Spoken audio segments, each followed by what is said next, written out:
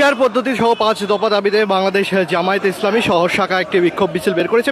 বিক্ষোভ মিছিলের আগে কিন্তু তারা বগুড়া শহরের শহীদ খোকন পার্কে একটি বিক্ষোভ সমাবেশ আয়োজন করে এবং বিক্ষোভ সমাবেশে কিন্তু তারা পিয়ার পদ্ধতি সহ আরও বেশ কিছু দাবি কিন্তু তারা করে এবং মিছিলটি বিক্ষোভ মিছিলটি সেই মিছিলটি বের হয়ে কিন্তু শহরের 7 মাথা প্রদক্ষিণ করছে এই মুহূর্তে।